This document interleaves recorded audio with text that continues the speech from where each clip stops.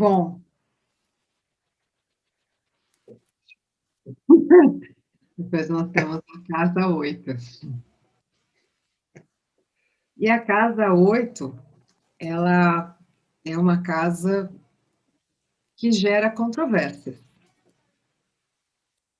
porque eu anseio, né? Eu busco, eu tenho, vamos dizer assim, uma abertura e uma,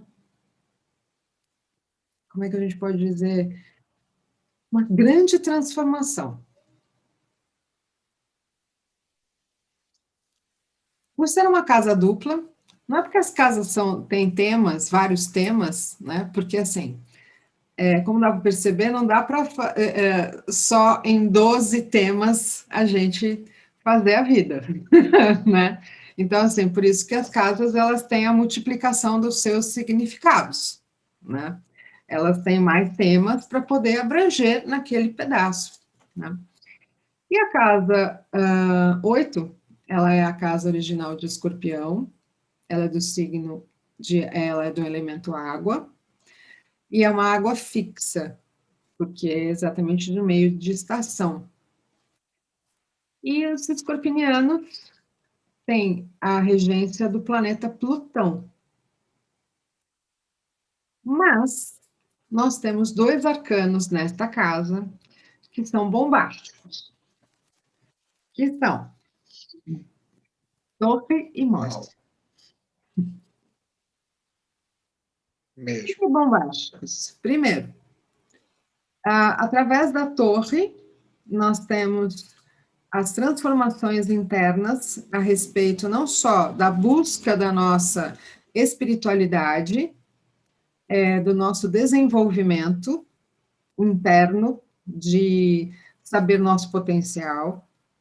É uma casa que fala das heranças, então, geralmente, herança e torre estão de mãozinha dada, né? Porque é o dinheiro do outro. Enquanto na 2 era o meu dinheiro, aqui é o dinheiro do outro. Então, o dinheiro do outro né? Eu posso ter direito ou não. Tem gente que acha que tem gente que não tem gente que tem. Bom, enfim.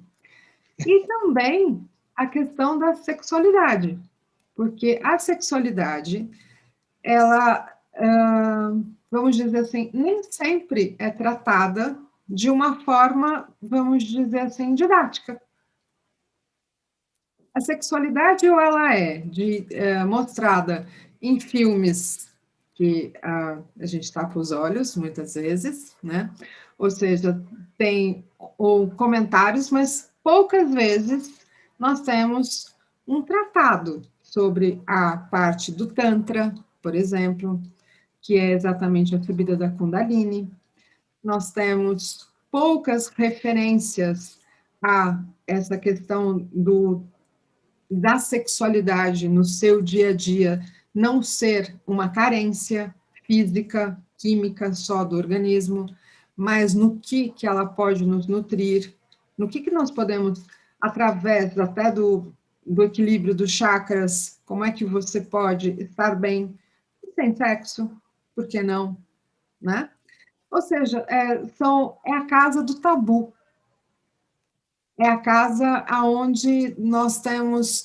Se eu sou de uma religião e não sou da sua, então eu não faço parte da sua patota, né? Ou seja, eu não faço parte do seu desenvolvimento, né? E tem os radicais, né? Tem as pessoas que, quando são só daquele jeito, né? E elas não deixam pessoas de fora entrar. Então, não deixa de ser os clãs também, né? Representados. E essas duas cartas, elas vêm para justamente quebrar todos esses paradigmas. Vêm para trazer a elucidação de que você nasceu homem ou você nasceu mulher, mas você tem uma vida que você não se identifica com esse gênero. Então, você vai passar por uma transformação. E é nessa casa onde tudo isso acontece. É nessa casa onde nós vamos ter as nossas alegrias, as nossas angústias, as nossas transformações mais profundas. Porque eu vou lidar com assuntos que são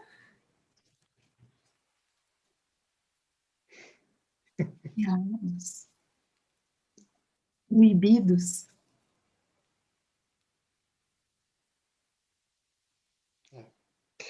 Sem dúvida.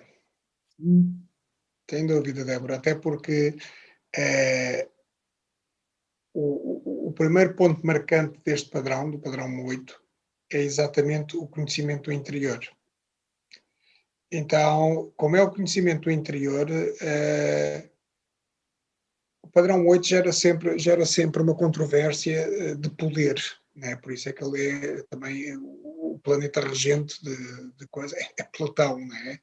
O planeta do poder. Mas é interessantíssimo a atribuição das cartas que se faz aqui à Casa 8, porque o padrão 8 é um padrão de matéria, algo palpável, né? Mas, atenção, porque ele dá muita importância exatamente àquilo que se passa cá dentro.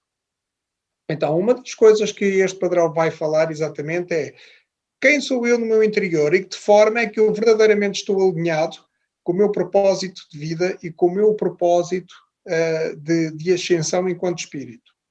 De que maneira é que os meus valores estão a ser os valores mais altos. Né?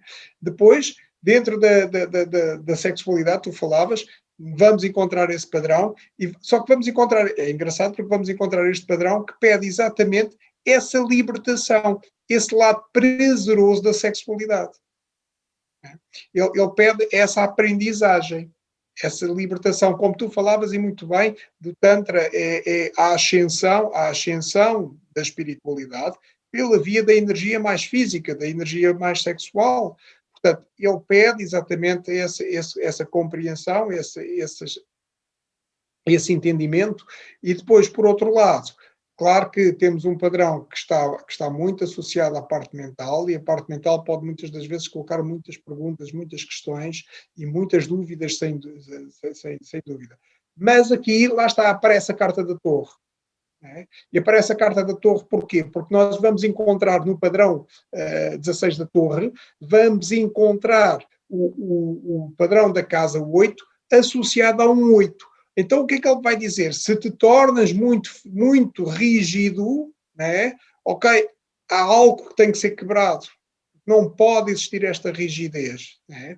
Portanto, a carta da torre está-nos a falar exatamente de, enquanto um 16, o padrão que ele pede é encontra o teu lugar no mundo, ser carinhoso, ser meigo, ser afável. Okay? Ela pede exatamente estas coisas todas.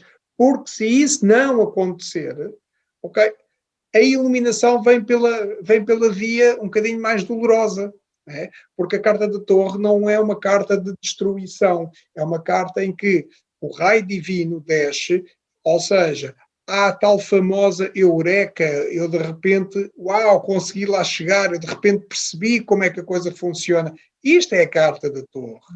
Né? Mas se eu me limitar muito na minha mente e fechar-me, claro que este raio divino poderá não chegar, ou pode chegar pela via mais dolorosa. Né? Portanto, esta é uma das grandes aprendizagens e da grande mensagem que a Carta da Torre está aqui a passar nesta casa. A Carta da Morte é engraçado porque vamos encontrar o padrão do padrão 13, o padrão da casa 8, associado a um padrão 5, expansividade, ou seja, a partir do momento em que nós aceitamos a vida como ela é, né, e percebemos que esta parte, no fundo, o padrão 8, isto é importante a gente perceber, o padrão 8, qualquer padrão quer alcançar o seu padrão a seguir. Ou seja, se eu estou num padrão 8, ele quer alcançar o padrão 9. Né? E daí torna-se interessantíssima esta carta da morte estar atribuída, porque no fundo o padrão 9 é o padrão da morte, estar atribuída à casa 8, porque sim, eu tenho consciência do físico, mas eu também tenho, no físico, eu tenho que ter consciência da morte. Né? Portanto, ela está-me exatamente a falar disto. Então, o que é que ela me está a propor? Num padrão 8.5 da Casa da Morte, da Carta da Morte, ela está a perguntar o quê? De que forma é que eu verdadeiramente aproveitei e vivi a minha encarnação? Deitei-a para o lixo ou vivia intensamente? Exatamente. E este é o grande desafio que a Casa e Carta ou seja, a grande chamada de atenção à nossa consciência que elas fazem. Fabuloso.